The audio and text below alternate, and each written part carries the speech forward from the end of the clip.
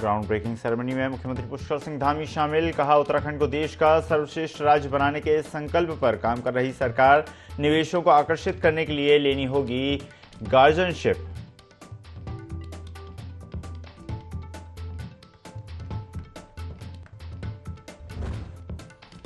बड़कोट पहुंचे मुख्यमंत्री पुष्कर सिंह धामी। स्थानीय जनता से किया सीएम धामी का जोरदार स्वागत। लाभार्थी सम्मेलन में हुए शामिल।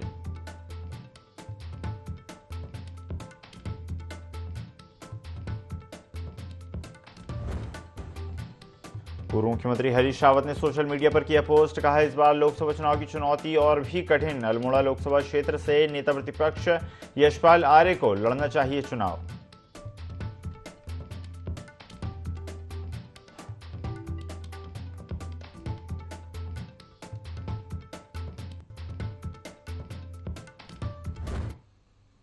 नमस्कार, स्वागत है आपका। IND 24 देख रहे हैं आप। मैं हूं आपके साथ ईसा अहमद। चलिए सीधा रुख करते हैं देहरादून से सीएम पुष्कर सिंह धामी का कार्यक्रम है।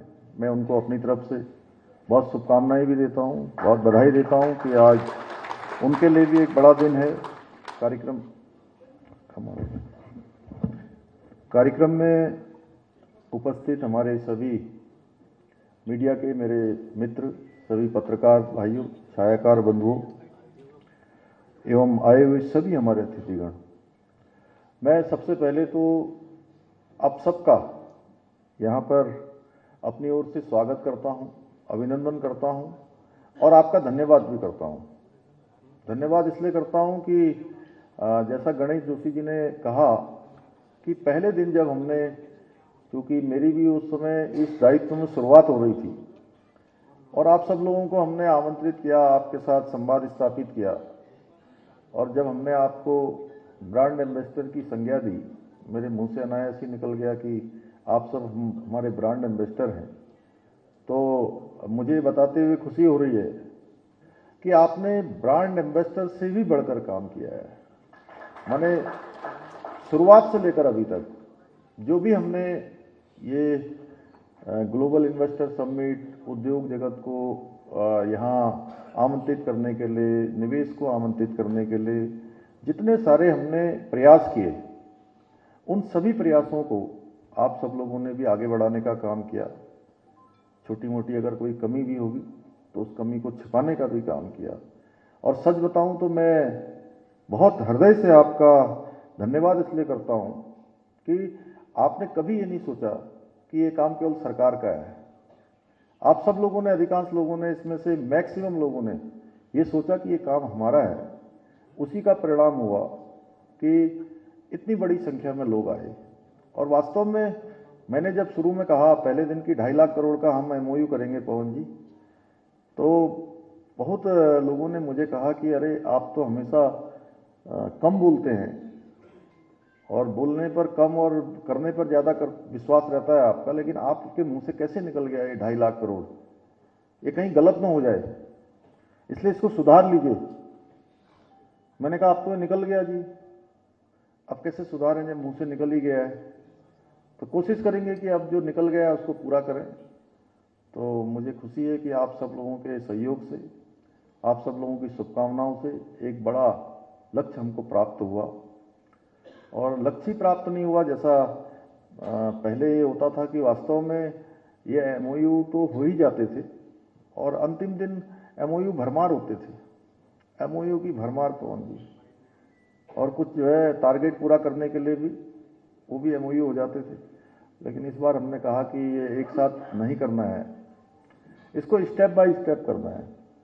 जैसे हमने दिल्ली में पहली बार मीटिंग करी तो लगभग 12,000 करोड़ से ज़्यादा के MOU हमारे उसी दिन हो गए। उसके बाद हम लंदन गए तो वहाँ भी 15,000 करोड़ के आसपास के वहाँ हो गए। फिर लौट कर आए, हम विभिन्न शहरों में गए, दुबई में गए, वहाँ भी एक बड़ी संख्या में लोगों ने हमारे साथ किया। अहमदाबाद में किया, चेन्नई में, बेंगलोर में, मुंबई में। फिर दोबारा फिर कुछ कम पड़ गया, मतलब लोगों ने कहा कि हम अभी एक बार और करना चाहते हैं। फिर से हम दिल्ली गए। इस दौरान अन्य परेशानियां भी लगी रही बीच में। आपको पता है सिलक्यारा टनल का प्रकरण भी आ गया और सिलक्यारा का रेस्क्यू भी बड़ा महत्वपूर्ण था। अब बड़ी मुश्किल थी कि अब ये सिलकेरा टनल का रेस्क्यू अभियान कैसे पूरा हो। डेली भगवान से मैं प्रार्थना करता था, वहीं से कार्यालय चलता था, वहीं से रोज कहीं होता भी था तो फिर मैं शाम को वहीं चला जाता था। बड़ी मन में मैं सोच रहा था कि भगवान ये कौन सी परीक्षा ले रहे हैं, क्या हो रहा है। और बीच में एक हमारा आपदा प्रबंधन का भी बड़ा जो विश्व स्तरीय सम्मेलन था वो भी देहरादून में हो रहा था, जिसमें चर्चा वार्ता तमाम प्रकार से होनी थी और बहुत नज़दीक डेट आ गई। आप देखिए कि 28 तारीख को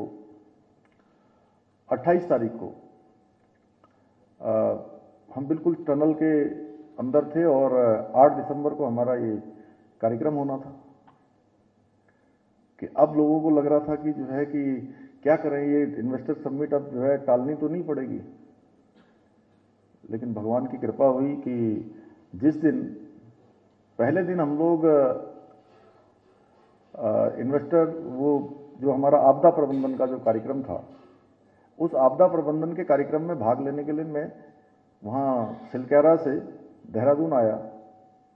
देहरादून में उसका उद्घाटन सत्र हुआ और उद्घाटन सत्र पूरा ही होने वाला था कि वहाँ से फोन आ गया कि अब जो है हम बहुत नज़दीक पहुँच गए हैं, ब्रेक थ्रू होने वाला है, यानी टनल आर पार होने वाली है। और कुछ लोगों ने, हमारे उत्साही मित्रों ने तो चला भी दिया कि टनल आर पार हो गई। तो हम भी जल्दी जल्दी यहाँ से गए फिर कुछ कार्यक्रम।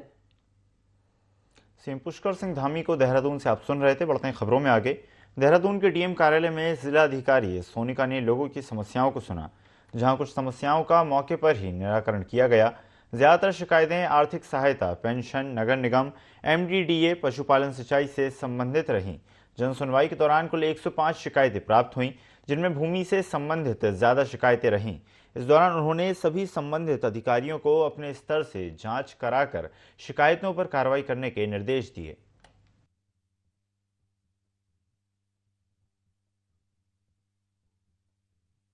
करीबन 100+ शिकायतें आई हैं और अलग अलग तरह की अलग अलग विभागों से बिजली, पानी, स्कूल से रिलेटेड है। लैंड के जैसे हर बार के डिस्प्यूट्स हमारे पास आते हैं, कब्जा हो गया या बाउंड्री डिस्प्यूट, सारी ज़मीन पे अतिक्रमण हो गया, इस तरह की शिकायतें हमारे पास आई है। और हमने कंसर्न जितने भी हमारे अधिकारी हैं और जो डिस्ट्रिक्ट लेवल ऑफिसर्स हैं उनको अवगत करा दिया, तत्काल इनका निस्तारण किया। मुख्यमंत्री पुष्कर सिंह धामी उत्तरकाशी के दौरे पर रहे, जहां कार्यकर्ताओं ने उनका भव्य स्वागत किया। सीएम ने बड़कोट में भव्य रोड शो किया, जिसमें जन सैलाब उमड़ पड़ा। सीएम धामी ने स्वागत के लिए खड़े लोगों पर फूलों की वर्षा की। रोड शो के दौरान भारी संख्या में लोगों ने सीएम पुष्कर सिंह धामी का स्वागत किया। सीएम धामी ने बड़कोट में लाभार्थी सम्मान समारोह कार्यक्रम में शिरकत की।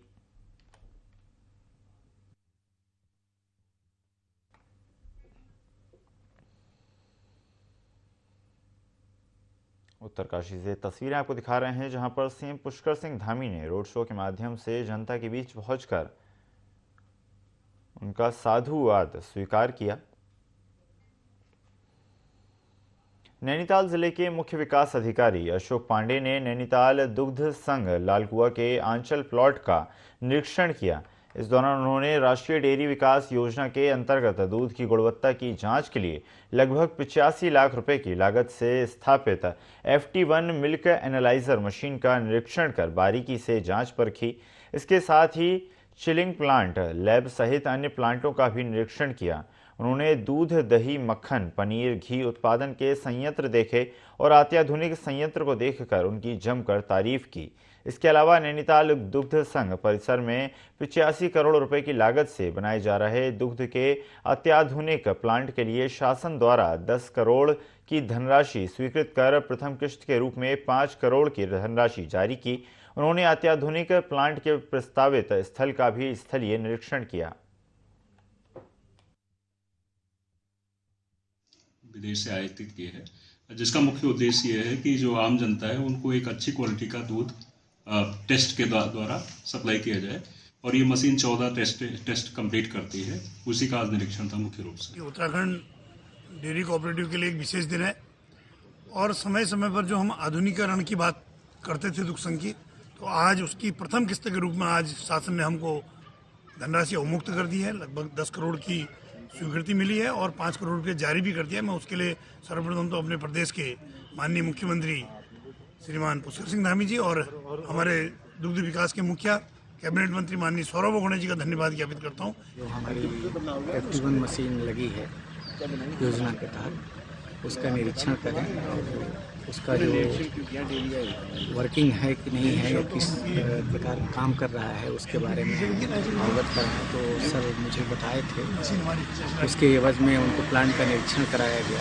और साथ में निरीक्षण के वक्त पूरे प्लांट के टेक्नोलॉजी के बारे में भी जो उन्होंने पूछा बताया गया और जो हम प्रोडक्ट बनाते हैं उसके बारे में भी अवगत कराए, उसके क्वालिटी के भी बारे में अवगत कराए। राष्ट्रीय युवा हिंदू वाहिनी ने धामी सरकार के काम की सराहना करते हुए सरकार से अवैध मज़ारों और मदरसों के लिए टास्क फोर्स बनाने की मांग की। राष्ट्रीय युवा हिंदू वाहिनी के राष्ट्रीय अध्यक्ष अनुराग भृगुवंशी ने हरिद्वार पहुंचकर प्रेस कॉन्फ्रेंस की। उन्होंने कहा कि केंद्र में मोदी सरकार और उत्तराखंड में धामी सरकार सनातन के लिए अभूतपूर्व काम कर रही है। उन्होंने मांग की है कि उत्तराखंड में अवैध मदरसों और मज़ारों पर कार्रवाई करने के लिए एक स्पेशल टास्क फोर्स का गठन होना चाहिए जो हवाई सर्वेक्षण के जरिए ऐसी अनैतिक गतिविधियों पर नज़र रखेगी। उन्होंने कहा कि आगामी चुनाव के लिए भाजपा संगठन के अब की बार 400 पार के लक्ष्य के लिए पूरा करने के लिए सहयोग करेंगे। लाने का लक्ष्य है जो अच्छी समाज सेवा कर सकते हैं। हिंदू वाहिनी में भी कार्यकर्ता ऐसे हैं। हम उत्तराखंड को मजार, मदरसा और जिहादी मुक्त बनाना चाहते हैं। सनातन धर्म की स्थापना पूर्ण रूप से हो और मैं मुख्यमंत्री पुष्कर धामी जी से बताना चाहूँगा कि मैं चुनाव में भी आपको पूर्ण समर्थन देता हूँ, उत्तराखंड भाजपा को पूर्ण समर्थन देता हूँ, लेकिन एक मांग भी करता हूँ कि आप एक तत्कालिक टास्क फोर्स का गठन करें जो हवाई सर्वेक्षण करे और जो रेगुलर रेस्क्यू भी उससे होगा और उसके द्वारा उत्तराखंड में जितने भी अवैध मजारे बन रही हैं, मदरसे बन रहे हैं, उनको तत्काल देखकर तोड़ा जाए। कोई ऑर्डर की परमिशन की जरूरत नहीं पड़नी चाहिए, क्योंकि जब परमिशन का लफड़ा आ जाता है ना तो वह विवाद होता है, जनता में समस्या पड़ता है, तो वो चीज़ नहीं होना चाहिए, विकास के काम में बाधा पड़ती है। उस टास्क फोर्स का गठन करें। उस टास्क फोर्स में जो कमेटी बनेगा उसके अंदर जो गैर राजनीतिक लोग हैं, समाज सेवी लोग हैं, उनको भी शामिल। उत्तराखंड के जागेश्वर धाम में सड़क चौड़ीकरण के लिए करीब 1000 देवदार के पेड़ काटने की तैयारी चल रही है, जिसे लेकर गांव वालों में काफ़ी गुस्सा है। इसी मामले को लेकर वन मंत्री सुबोध उनियाल ने कहा कि विकास और आवश्यकता को देखकर सड़कों का बनना ज़रूरी है और सड़क निर्माण में जितने पेड़ कटेंगे उनकी पूर्ति के लिए प्लांटेशन किया जाएगा। उन्होंने आगे कहा कि वर्क कल्चर को और मजबूत करने के लिए आवश्यकता है, जिसके लिए सरकार काम कर रही है। वहीं इस पूरे मामले में गाँव वालों का कहना है कि देवदार के पेड़ भगवान शिव का दारुक वन है और गाँव वाले इन पेड़ों की पूजा करते हैं, इसलिए इन्हें कटने नहीं देंगे।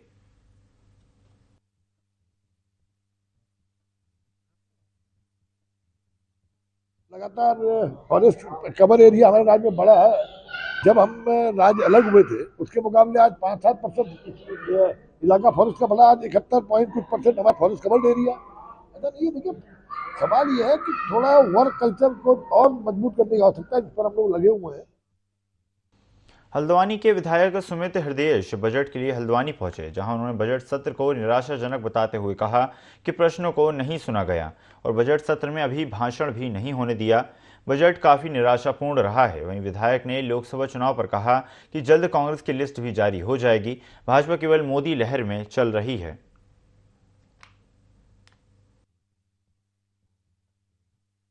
के जो अंतिम दिन था उसमें हमें बोलने ही नहीं दिया गया, क्योंकि वहां पे एक वारदात हो गई थी देहरादून में, तो सारे विधायक बाहर गए और फिर जब हमारा समय आना था तो हमें बताया गया कि अब समय नहीं है, जिसका हमने विरोध भी करा अंत में।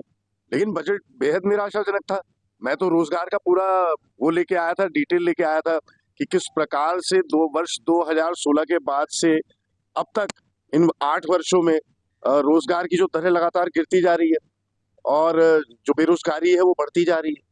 तो बेरोजगारी और रोजगारी सबसे बड़ा मानक विकास का एक प्रदेश की जनता का और प्रदेश की सरकार का होता है, तो उस मानक में बहुत पीछे रहे। लेकिन बजट में मैंने जैसे आपसे कहा निराशाजनक था। इसमें झूठ के पुलिंदे थे और आर्थिक, न्यायिक, सामाजिक व्यवस्थाएं जो ध्वस्त हो चुकी हैं उनको सुधारने के लिए कोई इसमें विषय नहीं था। लोकसभा चुनाव को निष्पक्ष एवं शांतिपूर्ण संपन्न कराए जाने तथा अधिक से अधिक संख्या में मतदान कराने के लिए लोगों को प्रेरित करने को लेकर टनकपुर क्षेत्र में पुलिस व अर्धसैनिक बलों द्वारा फ्लैग मार्च निकाला गया। Flag march CO Shivraj Singh Rana के निर्देशन में निकाला गया। फ्लैग मार्च के माध्यम से लोगों को जनपद चंपावत में होने वाले चुनाव को सकुशल संपन्न कराए जाने हेतु आदर्श आचार संहिता का पालन करने के निर्देश दिए गए। इस दौरान क्षेत्र के लोगों से अपने मताधिकार का प्रयोग करते हुए अधिक से अधिक संख्या में मतदान करने की अपील की गई।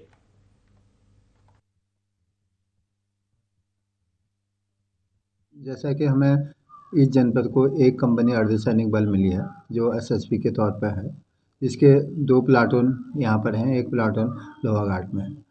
और ये इलेक्शन के मद्देनज़र जो है फ्लैग मार्च किया जाता है, एरिया डोमिनेशन किया जाता है, उनको बूथ दिखाए जाते हैं क्योंकि उनकी ड्यूटियाँ जो है वल्नरेबल उसमें लगते हैं, जो संवेदनशील होते हैं उन पॉइंट में, तो उनको यहाँ की भौगोलिक जानकारी हो, यहाँ के लोगों की व्यवहार कैसे है, तो इस संबंध में ये हमेशा जो है फोर्स से पहले ही आ जाता है, जिससे यहाँ के बारे में जानकारी। और विशेषकर फिर हमारा जो है ये क्षेत्र टनकपुर बनबसा ये वाला क्षेत्र बॉर्डर का है, अंतर्राष्ट्रीय बॉर्डर है नेपाल, तो वहाँ से भी इलेक्शन के दौरान पर असामाजिक गतिविधियाँ चालू होती है, तो उन पर भी कड़ी नज़र रखते हुए तो ये कार्रवाई अमल में लाई गई है।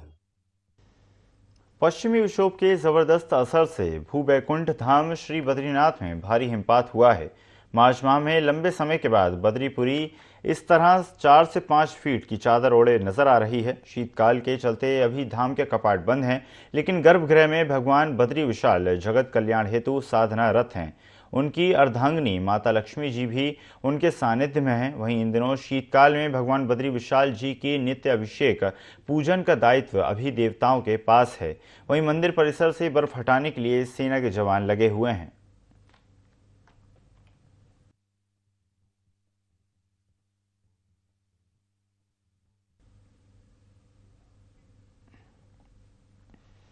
तकनीकी शिक्षा विभाग में चयनित कार्यशाला अनुदेशकों को नियुक्ति पत्र वितरित किए गए। इस मौके पर IRDT ऑडिटोरियम में आयोजित हुए कार्यक्रम में तकनीकी शिक्षा मंत्री सुबोध उनियाल मुख्य अतिथि के तौर पर पहुंचे। अनुदेशकों को नियुक्ति पत्र वितरित किए गए जाने के बाद सुबोध उनियाल ने कहा कि जहां जहां विभाग में पद खाली हैं वहां विज्ञप्ति जारी करने के बाद चयन प्रक्रिया की जा रही है और चयन प्रक्रिया में पारदर्शिता बरतने के लिए सरकार नकल विरोधी कानून भी लेकर आई है। के खाली पद है, राज्य के नौजवानों को हम लोग नौकरियां देंगे और उसी के हिसाब से लगातार जहां जहां विभागों में पद खाली है उनको विज्ञप्ति जारी करने के बाद उसमें चयन प्रक्रिया की जा रही है और चयन प्रक्रिया में पारदर्शिता बनी रहे, इसलिए नकल रोकने का एक कानून भी हमारी सरकार लाई। आज उसी कड़ी में आज तकनीक शिक्षा विभाग में कर्मशाला अनुदेशक और लाइब्रेरी अध्यक्ष को आज करीबन 102 लोगों को आज नियुक्ति पत्र दिया गया। अभी कर्मशाला में नियुक्ति पत्र प्रदान हुआ, जिससे नियुक्ति पत्र मिलकर मुझे बहुत खुशी हुई है और मतलब आखिर हमारी जो मेहनत थी वो सफलतापूर्वक पूरी हुई। पहले बार अटेम्प्ट था और मैंने ITI की है और 3 ईयर मेरे पास एक्सपीरियंस था जो मैंने प्राइवेट जॉब करी है कंपनी में, और उसके बाद मैंने पहले अटेम्प्ट में ही क्लियर किया। खबर लक्सर से है, जहां देहात क्षेत्र में हुई बारिश और ओलावृष्टि ने किसानों की फसलों को बर्बाद कर दिया। सरसों और गेहूं की फसल नष्ट हो गई। अधिकांश क्षेत्रों में जल भरा होने की वजह से गन्ने की बुआई का काम भी प्रभावित हो गया। किसानों का कहना है कि 1 सप्ताह पहले ही क्षेत्र में बारिश और ओलों ने किसानों पर कहर ढाया था, लेकिन फिर बारिश और ओले पड़ने से उनकी सरसों की फसल बर्बाद हो गई, जबकि गेहूं की फसल में भी 60% तक नुकसान होना माना जा रहा है। इसके अलावा गन्ने की कटाई और बुआई के काम भी प्रभावित हो गए हैं। किसानों ने कहा कि सरकार फसलों का सर्वे कराकर किसानों को उचित मुआवजा दे। डिपेंड करता है पब्लिक के द्वारा दिए गए सपोर्ट पर। अब देखना है कि पब्लिक को नौकरियां चाहिए, रोजगार चाहिए, महंगाई कम करनी चाहिए, या अंकिता भंडारी को न्याय दिलाने के लिए लोग वोट कर रहे हैं, या महिला अपराध में उत्तराखंड पहले नंबर पर आ गया है 9 हिमालय राज्यों में, इस पर वोट कर रहे हैं, केदारनाथ की में जो सोने की चोरी भी है उस पर वोट कर रहे हैं, या जोशीमठ की बर्बादी पे वोट कर रहे हैं, या भर्ती घोटालों पे वोट कर रहे हैं, या फिर हिंदू मुसलमान के नैरेटिव पे वोट कर रहे हैं। ये जनता ने तय कर। लोकसभा चुनाव को लेकर देहरादून के जिला प्रशासन ने अपनी तैयारियां तेज कर दी हैं। देहरादून जिलाधिकारी सोनिका ने लोकसभा चुनाव को लेकर विभिन्न व्यवस्थाओं और तैयारियों के संबंध में प्रेस वार्ता की। इस मौके पर उन्होंने कहा कि देहरादून जनपद में 10 विधानसभाएं हैं और इन विधानसभाओं में 1880 मतदान स्थल हैं। उन्होंने बताया कि जिला प्रशासन के पास पीडब्ल्यूडी वोटर्स, सर्विस वोटर और महिलाओं व पुरुषों की संख्या के सभी आंकड़े मौजूद हैं। डीएम सोनिका ने बताया कि जिला प्रशासन के अधिकारी और कर्मचारी घर घर जाकर मतदान के प्रति लोगों को जागरूक कर रहे हैं। साथ ही अधिक से अधिक संख्या में लोग अपना नाम वोटर लिस्ट में चढ़वा लें और मतदान के प्रति प्रेरित हो जाएं।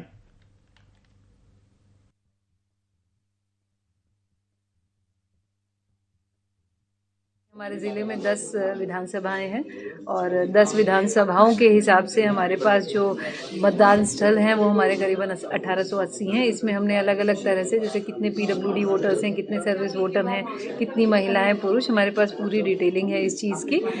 हम लोग स्वीप की एक्टिविटीज़ काफ़ी कर रहे हैं और प्री जो इलेक्शन होता है यही हम लोग कार्य करते हैं कि मैक्सिमम से मैक्सिमम लोग अपना नाम वोटर लिस्ट में जुड़वा लें और प्रेरित हो जाएं कि हाँ भाई हमें मतदान करना है। तो मैं इस माध्यम से भी यही सभी को कहना चाहूँगी कि सब लोग अपने मतदान का ज़रूर प्रयोग करें और इस पूरा जो हमारा महापर्व है उसमें अपना भागीदारी ज़रूर। 3 दिनों से लगातार हो रही बर्फबारी के बाद विंटर डेस्टिनेशन औली में जहां जबरदस्त हिमपात होने से इस शीतकालीन पर्यटन स्थली को जोड़ने वाली एकमात्र लाइफलाइन 14 किलोमीटर लंबी सड़क जोशीमठ औली मोटर मार्ग बर्फबारी के चलते जाम हो गई। बीआरओ की जेसीबी स्नो कटर द्वारा औली रोड से बर्फ हटाकर वाहनों की वैकल्पिक आवाजाही सुचारू करा दी गई है। बता दें कि मार्ग रुकने से पर्यटकों को काफ़ी दिक्कतों का सामना करना पड़ा। बीआरओ की जेसीबी मशीन ने औली मोटर मार्ग से बर्फ हटाकर जिप्सी सहित अन्य 4x4 लोकल चेन लगे वाहनों को सुगमता से आवाजाही कराने में सफलता हासिल की। बर्फ हटाने के बाद पर्यटकों ने भी औली पहुंचकर राहत की सांस ली। इस बुलेटिन में फिलहाल इतना ही। खबरों का सिलसिला लगातार जारी है। बने रहिए IND 24 के साथ। नमस्कार।